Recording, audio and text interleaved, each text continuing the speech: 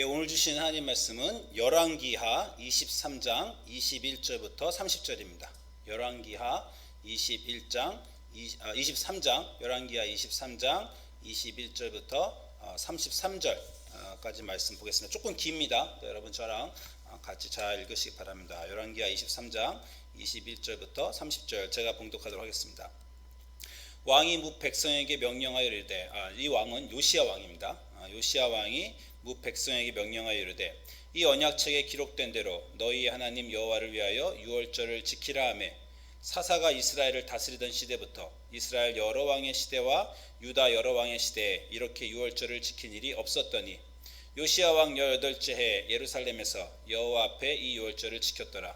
요시야가 또 유다 땅과 예루살렘에 보이는 신접한 자와 점쟁이와 드라빔과 우상과 모든 가져간 것을 다 제거하였으니 이는 대제사장 hil기야가 여호와의 성전에서 발견한 책에 기록된 율법의 말씀을 이루려 함이라. 요시야와 같이 마음을 다하며 뜻을 다하며 힘을 다하여 모세의 모든 율법을 따라 여호와께로 돌이킨 왕은 요시야 전에도 없었고 후에도 그와 같은 자가 없었더라. 그러나 여호와께서 유다를 향하여 내리신 그 크게 타오르는 진노를 돌이키지 아니하셨으니 이는 므낫세가 여호와를 경노하게 한 그 모든 경노 때문이라. 여호와께서 이르시되, 내가 이스라엘을 물리친 것 같이 유다도 내 앞에서 물리치며 내가 택한 이 성 예루살렘과 내 이름을 거기에 두리라 한 이 성전을 버리리라 하셨더라. 요시야 왕의 남은 사적과 행한 모든 일은 유다 왕 역대 지략에 기록되지 아니하였느냐. 요시야 당시에 애굽의 왕 바로 느고가 아수르 왕을 치고자 하여 유브라데 강으로 올라가므로 요시야 왕이 맞서 나갔더니 애굽 왕이 요시야를 무깃도에서 만났을 때에 죽인지라. 신복들이 그의 시체를 병거에 싣고 무깃도에서 예루살렘으로 돌아와 그의 무덤에 장사하니 백성들이 요시야의 아들 여호아스를 데려다가 그에게 기름을 붓고 그의 아버지를 대신하여 왕으로 삼았더라. 우리 주님 말씀입니다. 주님께 감사드립니다. 자, 여러분 오늘은 제가 요시야 왕이라는 제목으로 아마 요시야 왕과 신명기 이런 제목으로 제가 좀 말씀을 드릴까 합니다. 여러분 요시야 왕 딱 들으면 뭔가 떠오르는 게 있으시죠? 이스라엘 역사 또 남유다 역사 전체에서 가장 좋았던 좋은 평가를 받았던 왕 3명을 꼽으라면 일단 다윗이고요. 그리고 이제 요시야 왕의 할아버지인 히스기야와 그리고 요시야 왕을 꼽을 수 있습니다. 역사는 참 신기한 게 저는 이거 딱 들으면요 한국의 꼭 영종조 같아. 히스기야하고 요시야 왕이 나라가 거의 말년쯤 갔을 때 그 나라의 이 빚을 한번 다시 등불을 켜보자 나왔던 아주 비슷합니다. 할아버지와 그 손자 그리고 손자가 또 단명해요. 예, 꼭 영종조 시대의 얘기를 보는 것 같습니다. 그래서 히스기야와 요시야 왕이 남유다 나라가 멸망할 때 그 의롭고 나라를 올바르게 하나님 앞에 세우고자 노력했던 그런 왕입니다. 이제 요시야 왕에 대해서 우리가 공부할 때 2가지를 오늘 공부하려고 하는데 첫 번째는 요시야 왕의 종교 개혁입니다. 아주 유명하죠. 심지어 다윗과 히스기야보다도 요시야가 높게 평가받는 그 부분이에요. 그가 모세의 율법책에 기록된 모든 것대로 똑같이 정확하게 완벽하게 종교 개혁을 했다는 거죠. 오늘 말씀 보면 왕이 그 언약책에 기록된 대로 유월절을 지켰다. 그러고 그것이 사사의 시대부터 이스라엘 시대까지 이렇게 지킨 일이 없었다. 그러니까 다윗도 히스기야도 이렇게 못 지켰다는 겁니다. 요시야 왕처럼 이렇게 지킨 왕이 없었다라는 것이고요. 그 왕이 어떻게 그렇게 지켰냐 했더니 대제사장 hil기야가 여호와의 성전에서 어떤 책을 발견했다는 거예요. 이 책은 다윗은 안 가지고 있었고 히스기야도 안 가지고 있었는데 책이 발견된 겁니다.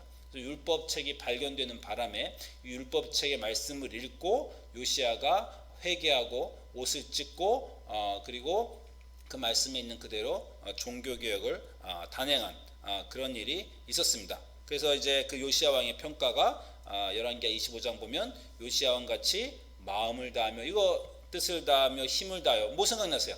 주 너의 하나님을 몸과 마음과 뜻과 힘을 다하여 사랑하라. 바로 그 예수님 말한 그 유명한 신명기에 나오는 그 첫 번째 계명인데 그것대로 했다는 거예요. 마음을 다하여 뜻을 다하여 힘을 다하여 하나님을 섬겼어요. 모세의 모든 율법을 따라 여호와께로 백성을 회개하게 한 돌이킨 왕은 요시야 전에도 없었고 후에도 그와 같은 자가 없었더라. 그래서 정말 우리가 읽으면서 그 많은 악한 왕들, 많은 실패의 역사 속에서 정말 마음이 얼마나 따뜻해지는 그런 왕인지 모릅니다. 이 요시야 왕이 발견한 율법책이란 도대체 뭔가? 이걸 이제 20세기에 구약학자들이 가장 많이 신경을 쓴 공부한 그런 분야가 아닐까 싶어요. 이 책을 그 hilkiah가 성전에서 발견돼서 요시야 왕에게 전달된 이 책을 많은 학자들은 신명기서라고 생각하고 있습니다. 왜냐하면 이제 요시야가 이 책에 기록된 대로 종교 개혁과 여러 가지 것들을 했는데 그것이 신명기에 나오는 내용과 비슷하다고 생각하기 때문입니다. 이 신명기서는요, 여러분 아시겠지만 구약의 모세오경의 5번째 책입니다. 창세기, 출애굽기, 레위기, 민수기, 신명기 책이고, 그리고 이 신명기 책은 모세의 설교집이에요. 출애굽기 20장에 모세가 시내산에서 그 하나님께 법을 받았잖아요. 그 법을 모세가 한 번 더 가나안 땅에 들어가기 전에, 죽기 전에 유언으로 백성에게 설교처럼 준 내용이 바로 신명기 율법책입니다. 신명기 책에 뭐 굉장히 많은 내용이 있지만 여러분에서 딱 그냥 한 줄로 줄이면 하나님의 섭리에 따른 인과응보율이라고 보면 됩니다. 우리가 성경에 대해서 공부할 때 그리고 이 세상에 어떤 돌아가는 이런 진리에 대해서 공부할 때 여러 번 말씀드렸지만 가장 흔한 것이 인과응보율이에요. 이거는 뭐 민족과 문화를 초월해서 모든 사람들이 믿고 있는, 이거 이제 인도에서는 칼마라고 하죠. 너가 한 것에 대응해서 보응받는다. 착한 사람은 복받고 나쁜 사람은 벌받고, 권선징악, 사필귀정, 인과응보, 이게 이제 동서양을 막론하고 계속해서 집중되었던 그 인간들이 동의하였던 그런 진리인데, 신명기에서도 똑같이 얘기합니다. 그 차이점은 뭐냐면 다른 세상에서 말할 때 인과응보는 인과응보 자체가 진리예요. 그게 세상을 움직이는 기준입니다. 성경은 그것을 인과응보의 룰을 움직이시는 것이 하나님이다 라고 말해요. 나중에 하나 더 얘기 드리면, 하나님이 인과응보의 룰로 세상을 다스리시기 때문에 인과응보의 룰보다 다스리시는 하나님이 더 위입니다. 하나님이 인과응보의 그 규칙을 본인이 정하시고 쓰시는 거예요. 그렇기 때문에 인과응보의 룰을 더 넘어서는 내용도 성경에는 많이 있습니다. 예를 들면 뭐 의인의 고난의 신비라든가 인과응보를 넘어선 하나님의 은혜라든가, 거기까지 가면 이제 기독교가 얼마나 다른 종교와 다른지 얘기하죠. 그런데 일단은 이 하나님의 섭리인 인과응보에 대해서 이 신명기적인 사상에 대해서 우리가 깊이 알고 있어야 됩니다. 기독교인들한테 그건 굉장히 중요해요. 마치 여러분이 대학에 가서 어떤 수업을 들을 때 제일 먼저 뭘 듣습니까? 인트로덕션, 개론 수업을 들어요. 요즘 미국에서는 성경 101 그럼 인트로덕션 첫 번째 수업이에요. 그 수업을 들어야 202, 303로 넘어갈 수 있는 겁니다. 개론 수업을 들어야 그 수업을 마스터해서 완전히 이해하여야 그 다음 어드밴스드 수업을 들을 수 있는 것처럼, 먼저 성경을 이해할 때는 신명기적인 세계관을 여러분이 반드시 이해를 하셔야 됩니다.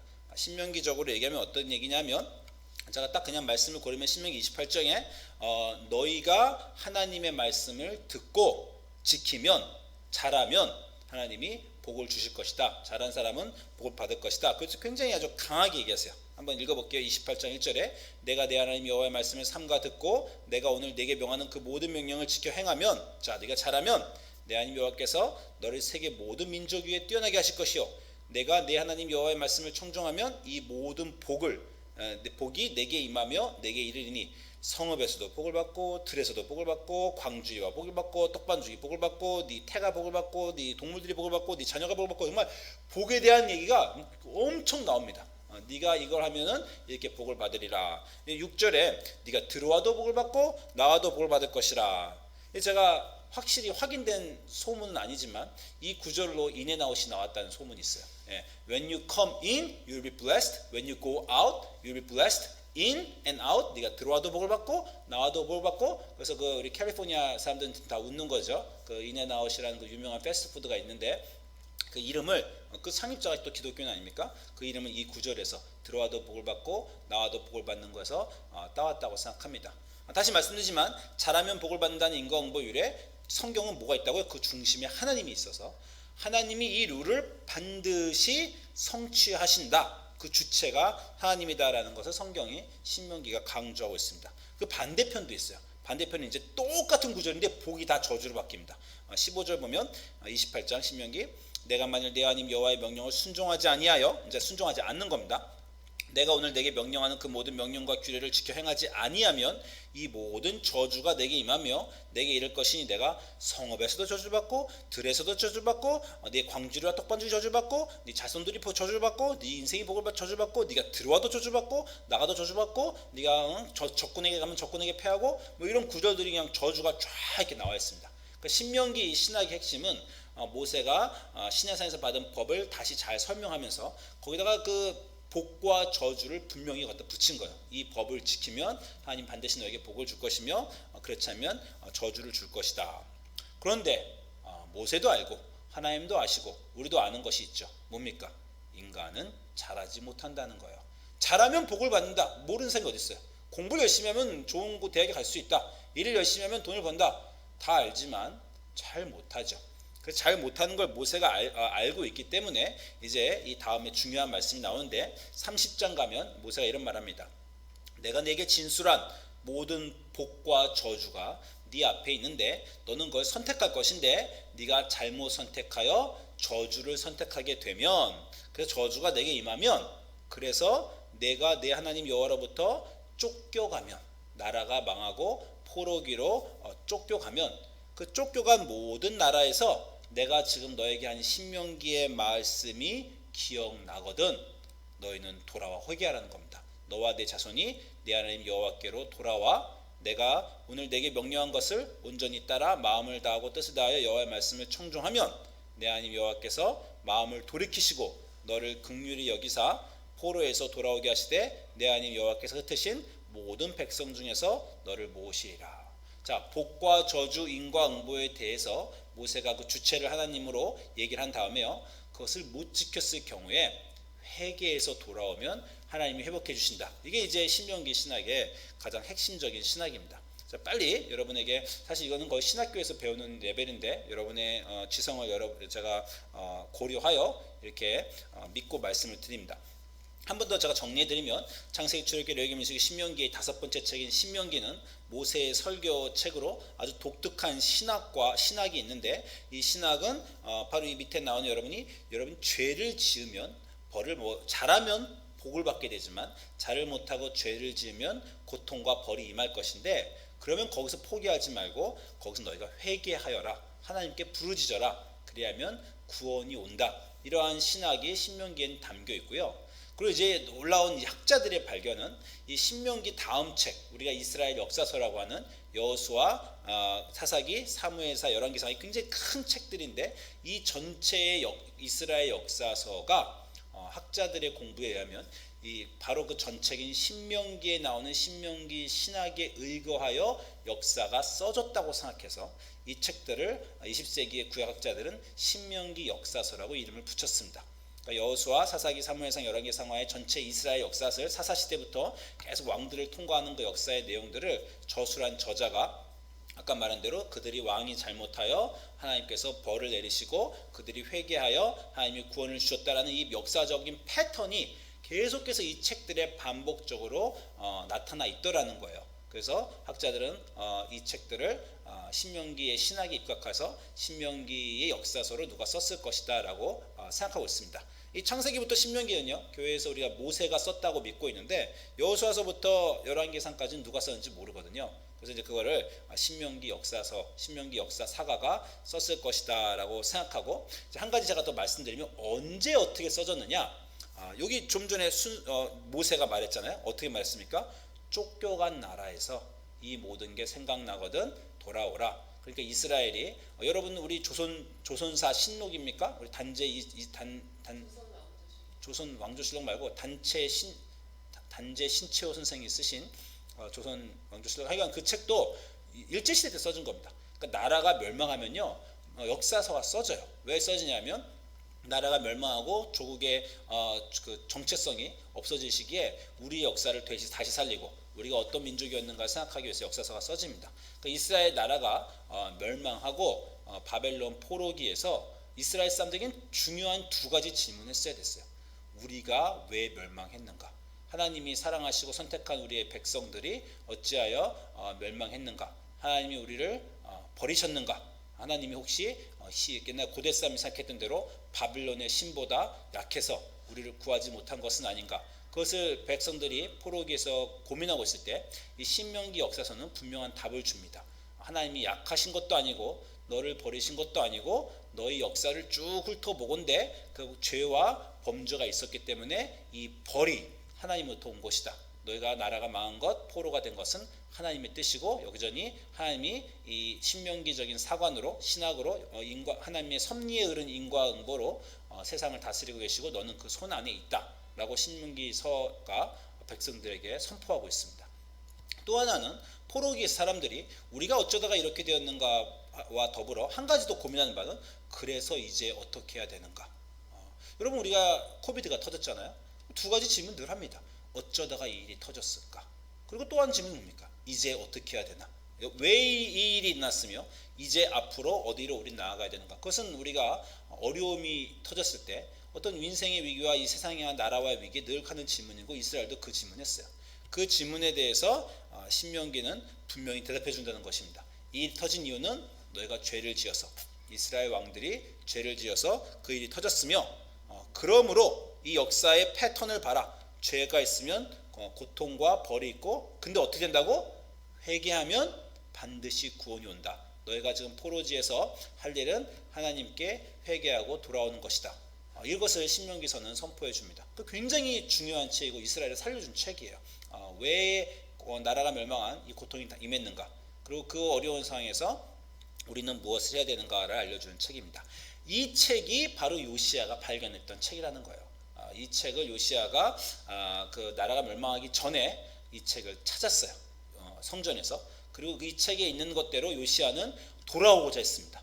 회개해서 돌아와서 온 민족과 나라를 전체 회개를 시켰죠. 여호와께 여호와시 요시야처럼 돌아온 왕이 여호와께로 돌이킨 왕이 없다 그러잖아요. 자, 모세의 율법을 뭐라 그럽니까? 다시 열왕기하 23장 25절에 요시야 왕같이 마음을 다하여 뜻을 다하여 힘을 다하여 모세의 모든 율법을 따라 여호와께로 돌이킨 왕은 요시야 전에도 없었고 그와 같은 자도 없으리라. 자, 여기서 잠깐 우리가 이제 중요한 질문을 해야 됩니다. 요시야 왕에 대해서 공부할 때 두 가지를 제가 공부해야 된다고 했죠. 하나는 요시야 왕이 어떻게 그런 종교개혁을 단행할 수 있었는가, 그 요시야 왕이 발견한 율법책은 무엇인가, 그건 제가 지금 여러분에게 신명기라는 설명을 드렸어요. 두 번째는 요시야 왕이 이렇게 잘했고요, 그리고 신명기에 따라서 율법을 행했고요, 나라를 돌이켰어요. 그럼 신명기에 의하면 단지 어떻게 된다고요? 회개를 했으면 구원이 와야 됩니다. 그런데 요시야 왕의 가장 큰 미스테리는 모든 학자들이 궁금해하고 역사가 궁금해하고 모든 사람들이 궁금해하는 왜 그때 회개해서 정확하게 돌아온 완벽하게 돌아온 요시야 왕이 있었음에도 불구하고 나라는 구원을 못 받고 망해버렸는가. 이게 정말 큰 미스테리예요.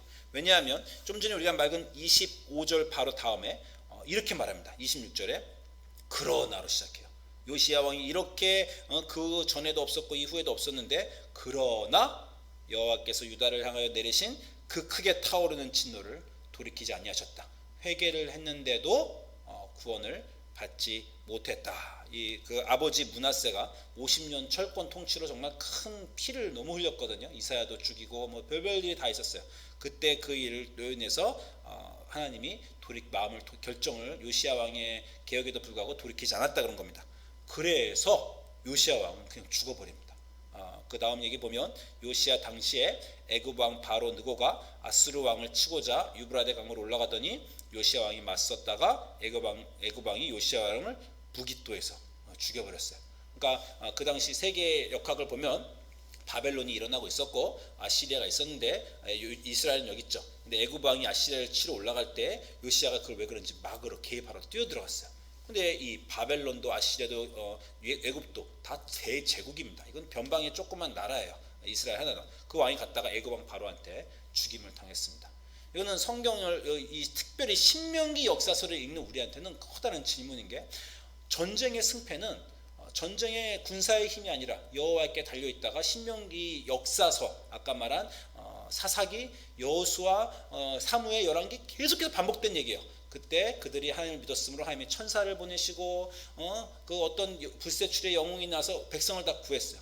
여호와를 올바로 섬기면 아무리 적대국이 강해도 하나님이 구해 주셔야 됩니다. 구해 주실 수 있고, 그런데 가장 완벽하게 한 요시야를 하나님이 안 구해 주시고 바로 왕 느고가 그를 죽였다는 거예요. 이 충격이 얼마나 이스라엘한테 셌냐 하면, 어디서 죽였다고요? 무깃도에서 죽였다 그랬죠. 여러분 아마 기독교를 좀 아시는 분들은 요한계시록에 말세의 그 종말의 전쟁이 일어날 곳이 어디입니까? 아마겟돈. 들어보셨죠? 영화 제목도 나오잖아요. 아마겟돈. 아마겟돈이 무깃도에서 나온 단어예요. 이 무깃도의 전투가 이스라엘 싸움이 너무나 큰 트라우마이기 때문에 그 의로운 왕 요시야가 바로한테 정말 너무 기대받고 하나님의 도움이 없이 죽어버린 그 사건이 너무 컸기 때문에 무깃도라는 것은 어떤 전쟁과 폐해와 멸망과 절망의 상징적인 곳입니다. 그래서 아마겟돈도 무깃도라는 단어에서 나오는 것이요. 이 신비, 이 궁금함, 도대체 하나님은 왜 회개를 함에도 들어주시지 않았는가? 왜 요시야 왕은 그때 죽어버렸는가? 그 얘기를 우리가 오늘 좀 하려고 하고요. 그 얘기가 중요한 이유는요, 우리가 3주 전에 여러분과, 그리고 지금 몇 주 동안 계속해서 보고 있는 내용이 회개에 대한 내용을 제가 여러분과 보고 있는데, 그 신명기서를 다 마스터하면요, 제가 뭐라 그랬습니까? 그 다음으로 넘어가야 된다 그랬죠. 왜 의인은 상을 받아야 되는데 왜 의인이 고난을 받는 욥기 같은 책이 성경에 있는가? 고난의 신비. 그리고 악인은 벌을 받아야 되는데 왜 악인도 구원받는 하나님의 은혜란 것이 있는가? 이 다음 단계로 우리가 넘어가야 되는데, 여러분이 갖고 있는 인생의 회개에 대한 개념이 아직도 신명기적인 회개에 대해서 머물러 있기 때문에 오늘 이 요시야에 대해 궁금증이 일어나는 것이고, 그것을 우리가 풀지 못하면 우리의 신앙이 자라날 수가 없어요. 다시 말씀드리지만 신명기 신학과 요시야 얘기는요, 기본입니다. 이게 먼저 알고 있어야 돼요. 우리 인생에 어떤 일이 일어났을 때 여러분이 가장 기독교인으로 처음 해야 될 것은, 좋은 일이 일어났을 때 어떻게 됩니까? 세상 사람들은 난 운이 좋았다, 그냥 이렇게 되었나 보다. 그건 세상 사람들이 하는 거고요. 그냥 내가 옛날에 잘해서 이런 일이 일어났나 보다. 그건 세상 사람들이 생각하는 거고, 우리는 어떻게 생각합니까? 좋은 일이 일어나면 하나님, 복을 주신 하나님 감사합니다, 그렇게 얘기하는 거고요.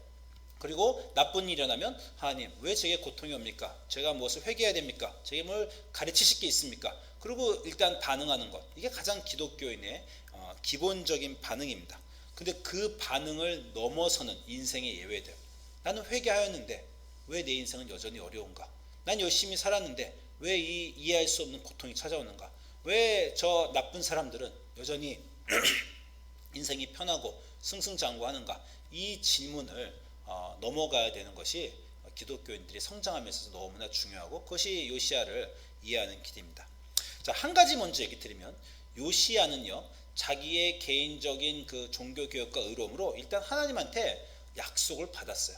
무슨 약속을 받았냐면, 너는 내가 이 진노를 돌이키진 않겠지만 너는 이렇게 정직하니 신명기의 룰대로, 인과 응보대로 너는 편안하게 네 조상에게로 돌아가게 하겠고, 너의 시대 때 내가 재앙을 일으키지 않으리라. 그건 하나님 벌써 약속하셨습니다. 여러분 열왕기하 22장 19절 보면 요시야가 크게 겸비하여 아까 제가 읽은 곳인데 이렇게 종교 교육을 한 후에 하나님이 요시야에게 선지자를 통해서 말씀하시는 겁니다. 내가 이곳과 그 주민에 대하여 빈터가 되고 저주가 되리라는 그 말을 너 요시야가 듣고 마음이 부드러워져서 여호와 앞 곧 내 앞에서 겸비하여 옷을 찢고 통곡하였으므로 나도 내 말을 들었노라 여호와가 말하였느니라. 그러므로, 근데 우리가 예상한 건 이 나라가 회복되리라는데 그거는 약속 안 해주시고, 회복은 안 되지만 적어도 보라, 너는 내가 너로 너의 조상들에게 돌아가서 평안히 묘실로 들어가게 하리니 내가 이곳에 내리는 모든 재앙 나라의 멸망을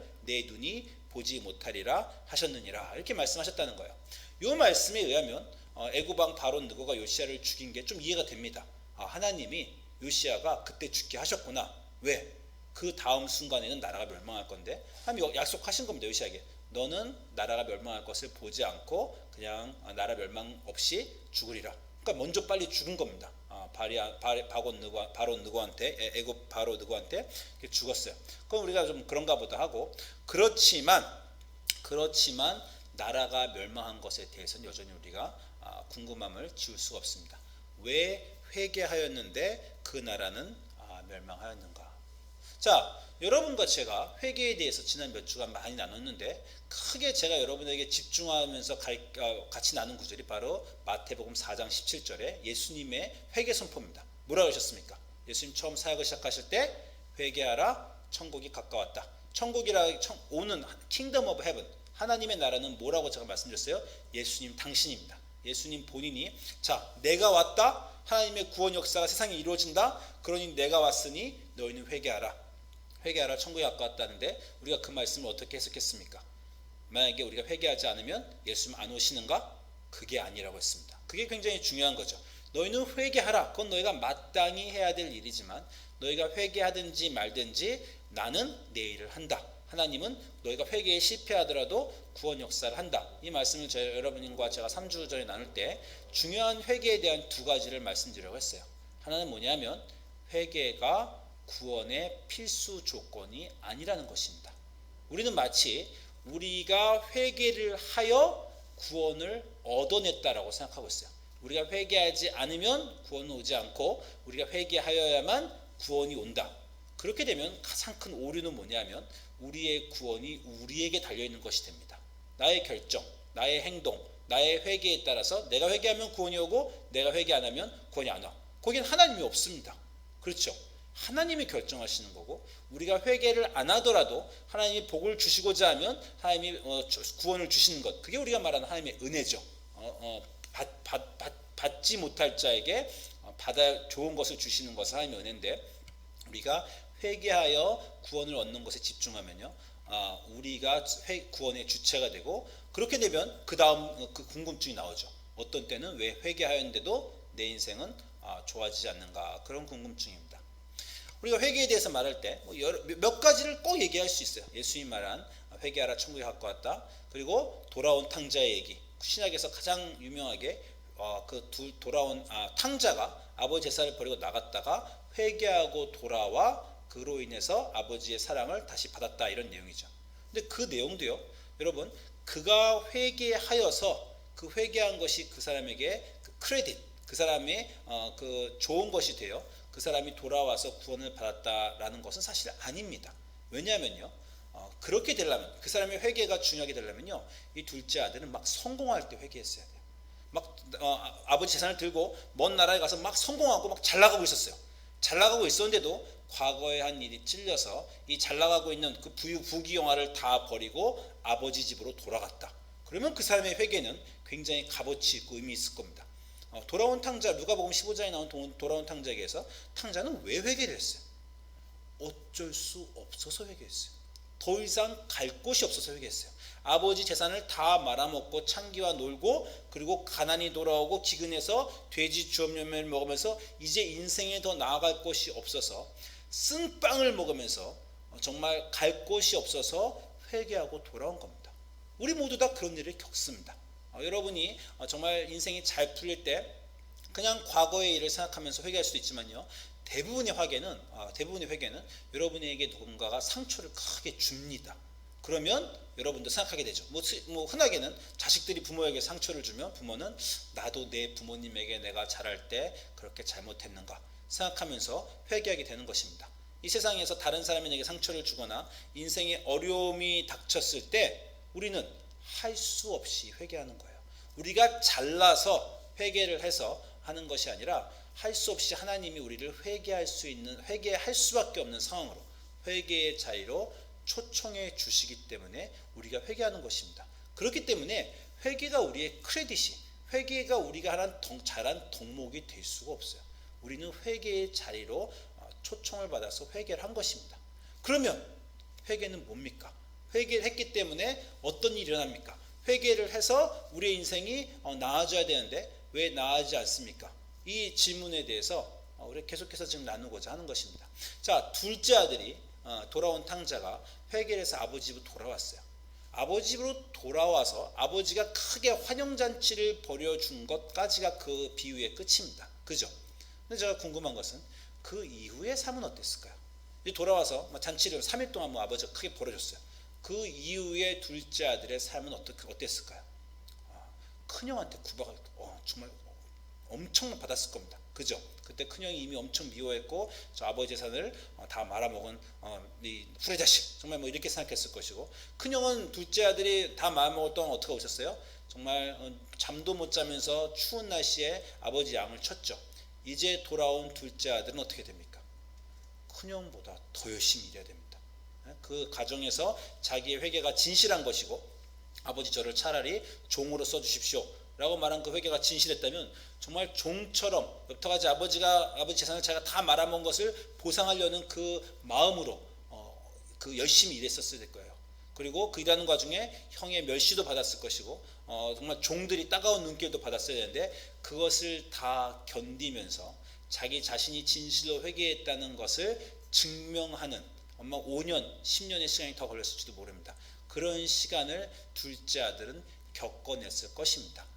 회개를 했다고 돌아와서 용서를 받았는데 그 용서가 인생에 아무 어려운 일이 없고 이제부터는 다 좋은 일만 생긴다는 게 아닙니다.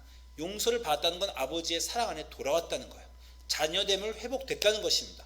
그러나 그 이후로 자녀가 되어서 이제 자기가 한 그 잘못까지 다 합쳐서 갚아내야 되는 인생, 그것이 옳고 정의로운 인생을 살아가야 될 시간이 그 동생에게는 남겨져 있다는 것입니다. 한 번 더 얘기하면 다윗 왕의 얘기를 또 들 수 있습니다. 이것도 우리가 3주 전에 나온 내용이죠. 다윗 왕이 밧세바 사건을 일으켰어요. 그죠? 나단이 와서 지적하자 다윗 왕이 회개했습니다. 그때 말씀이 뭐예요? 하나님이 당신의 회개를 받아서 당신의 죄를 용서하셨습니다. 그리고 나서 터진 일들이 암논과 다말의 얘기, 압살롬의 얘기, 인생의 모든 그 세바의 반역의 얘기, 다윗 왕의 그 나머지 인생의 모든 고통의 시간이 벌어지죠. 그것은 뭡니까? 그 죄에 대해서 그 아버지 걸 다 말아먹은 둘째 아들이 돌아와서 살아가는 삶의 얘기입니다. 그럼 제가 한 번 더 질문 드릴게요. 그러면 도대체 회개의 중요성은 무엇인가? 많은 사람들이요, 회개를 과거의 청산으로 생각하고 있어요. 아까 말한 대로 신명기 사후관이 아주 좋지만 그가 우리가 하나 빠질 수 있는 커다란 신명기 사후관의 착각은요, 죄를 지어서 내가 벌을 받고 있어, 내 인생이 고통스러웠어, 그래서 내가 하나님께 돌아와서 회개를 했어, 과거를 청산했어, 이제 나의 아픈 과거, 내가 잘못한 것은 내가 회개한 순간에 다 사라졌어, 이제 하나님의 용서와 구원만이 나에게 올 것이다 라고 많은 사람들이 생각합니다. 교회에 와서 그렇게 생각하고 하나님 믿으면서 그렇게 생각하고 회개해 와서 그렇게 생각해요. 그래서 기독교인들에게 왜 내 삶이 지금 어려운가에 대한 궁금증이, 왜 회개를 하였는데도 여전히 나의 삶이 어려운가의 궁금증이 사라지지 않는 겁니다. 그거는요, 회개에 대한 이해가 잘못됐을 뿐만 아니라 구원에 대한 이해도 잘못된 거예요. 구원을 마치 내가 회개를 하면 천국으로 천국행 열차를 산 곳으로 구원받아 들어간 천국에서는 고통도 없고 슬픔도 없고 평화만 있는 그런 것으로 구원도 잘못 이해하고 있기 때문입니다. 기독교에서 구원은 하나님과의 관계의 회복이고 올바른 자녀됨이고, 그것을 위해서 우리가 성숙하고 하나님의 영광에 이르는 사람으로 자라나는 것이에요. 회개는요, 과거의 청산이 아니라 이제 회개하고 앞으로 살아갈 날들의 힘입니다. 회개라면 어떤 일이 생기냐면요, 회개를 하였기 때문에 제가 지난번에도 말씀드렸어요. 회개를 해도 좋은 일과 나쁜 일은 일어납니다. 성숙한 사람, 미성숙한 사람에게도 인생에 좋은 일과 나쁜 일은 다 일어나죠. 그러나 성숙한 사람은 좋은 일과 나쁜 일이 났을 때 뭐가 다르다고요? 그것을 반응하는 것이 다르다고. 회개를 하면, 회개란 우리가 달라진다고 말씀을 제가 드렸습니다. 회개를 하면요, 미래에 닥쳐올 일들을 올바로 받아들일 힘이 생겨요. 회개하지 않는 사람은 자기가 잘못된 것에 대해서 자기 인생을 계속 살아갈 때 어려움이 왔을 때 불평합니다. 불평하고 남에게 책임 전가하고 내 인생은 왜 이런가, 그렇게 계속해서 불평하고 저주하는 인생을 살게 돼요. 진실한 회개를 한 사람에게도 인생에 어려움이 옵니다. 다윗의 어려움이 왔고요, 둘째 아들도 어려움을 겪었을 거예요. 그러나 그 회개가 힘이 되어서 어려운 일이 났을 때 내가 이 일을 그 회개를 기억하며 내 인생에 지나간 시간을 기억하며 앞으로의 삶의 고난을 온전하게 견딜 수 있는 미래를 향한 힘이 생기는 것이 바로 회개입니다. 요시야 왕은 이스라엘 역사에서 왜 있었을까요? 그가 있든 없든 나라는 멸망을 했습니다. 그가 그 대단한 회개의 종교개혁을 했어도 나라는 멸망을 했습니다. 그러면 그 사람의 역사적인 가치와 의미는 무엇입니까? 그 사람으로 인해서 나라가 멸망한 것이 막아지는 게 아니라요, 나라가 멸망한 이후에 사람들이 앞으로 계속 전진하면서 살아가 하나님에게 다시 돌아올 힘이 되는 것이 요시야 왕이에요. 요시야 왕을 기억합니다, 사람들은. 여러분, 요시야, 열왕기하 요시야 왕이 죽은 다음에 나오는 성경 구절이 이거예요. 요시야 왕이 죽자, 역대하 35장 24절 봅니다. 역대하 35장 24절에 아까 그 요시야 왕이 바론 느고한테 죽은 장면이 열왕기에도 있고 역대하에 있는데, 역대하 장면에서 그렇게 말해요. 바론 느고가 요시야 왕을 죽이자 역대하 35장 24절에 그 부하들이 그를 병거에서 내리게 하고 그의 버금 병거를 태워 예루살렘으로 이른 후에 그가 죽으니 그의 조상들의 묘실에 장사되니라. 온 유다와 예루살렘 사람들이 요시야를 슬퍼했다라는 거야. 우리의 의로운 왕 요시야의 죽음을 슬퍼했습니다. 에레미야는 그때 선지자였어요. 그를 위하여 애가를 지었어요. 여러분, 이사야, 에레미야, 애가 나오잖아요. 에레미야는 이 왕을 위해 애가를 지었어요. 그래서 모든 노래하는 남자들과 여자들이 요시야를 슬피 노래하니 이스라엘의 규례가 되어 오늘날까지 이르렀으니 이 가사는 애가 중에 기록되었다라는 것입니다. 무슨 말입니까? 요시야는요, 사람들의 마음에 기억되었어요. 우리의 의로운 왕, 우리의 인생이, 우리의 나라가 그 모든 저주받은 그 역사가 모든 왕 때문에 망하고 있었지만 우리의 역사에서는 그 빛이 있었어. 그 요시야라는 왕이 있었어. 히스기야라는 사람이 있었어. 그 기억이, 그 감동이 포로기를 견디는 힘을 주는 겁니다. 포로기를 견디면서 하나님이 요시야 왕을 생각하사 그 요시야 왕이 역사의 거대한 흐름을, 그 많은 왕들의 저주를 막아내지 못했지만 우리를 다시 돌아오게 하는 그 기반을, 그 기억을, 그 감동을, 그 애가를 주는 것이 요시야라는 거예요. 여러분, 회개하셔야 됩니다. 회개하셔서 내 과거를 기억하시고 회개의 깊은 자락까지 내려가셔서 하나님을 만나시고 통곡하시고, 내 조상 때부터, 내 어머니의 백속부터 내가 죄 중에 탄생하였으며 나는 그런 사람이었다라는 것을 깊이 하나님과 감동으로 연결되셔야 됩니다. 그러면 그게 끝이 아니에요. 그걸로 과거가 청산된 게 아닙니다. 그 과거에 우리가 살아온 날들을, 그 날들에 우리가 온전하지 못했던 모습을 이제 하나님이 다시 세컨드 찬스, 썰드 찬스, 온전할 수 있는 기회를 인생에 일어나는 일들로 주십니다. 그러면 이제 앞으로 일어나는 인생의 어려움을 그 회개한 힘으로 살아내시는 거예요.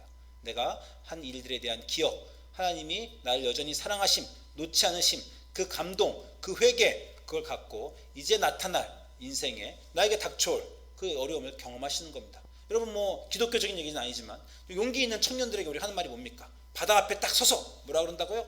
파도야 와라! 그게 정말 젊은 청년의 패긴 아닙니까? 고통아 와라! 인생의 파도는, 폭풍은 오게 돼 있다. 그러나 뭐예요? 젊은이가 바다 앞에 서서 파도야 와라! 라는 거 하고 소리 지를 때는 뭐가 나타나는 겁니까? 그 젊은이의 힘, 회개가 나타나는 거 아닙니까? 우리 기독교인들이 회개를 하면서 생기는 게 바로 그거예요. 인생이여 나에게 와라! 나는 하나님이 계시다. 나는 회개하여 돌아간, 나를 받아주신 그 하나님이 계시다. 나는 고통과 어려움을 이겨낼 힘이 있다. 고통이 와도 나는 두렵지 않다. 회개하고 돌아온 나는 하나님과 같이 전진할 수 있다. 이게 기독교인의 모습이지, 하나님 회개하고 왔으니 이제 나를 보호하여 주시고 주의 바위 속에 숨기셔서 아무 일도 없이 그냥 나 인생 조용히 잘 가게 도와주십시오가 아닙니다. 그게 기독교가 바로 신명기에서 더 나가야 되는데 나아가지 못하고 복을 기대하면서 기복사상으로 빠져서 더 전진하지 못한 그런 모습이에요. 여러분, 회개하시고 하나님과의 관계를 회복하시고 여러분의 안에 미래를 살아갈 힘을 얻으셔서 이제 하나님과 같이 인생의 모든 다가올 일들을 두려움 없이 오라, 그 일들을 통해 내가 배우리라, 내가 성숙하리라, 하나님을 더 잘 알리라, 하나님께 더 나아가리라, 내가 온전하여 지리라 라는 길로 여러분 나가시기를 주님의 이름으로 소망합니다. 그 구절이 바로 고린도전서 7장 10절에서 바울이 얼마나 극심하게 회개를 한 사람이에요. 그 회개를 통해서 바울의 가르침이 이런 겁니다.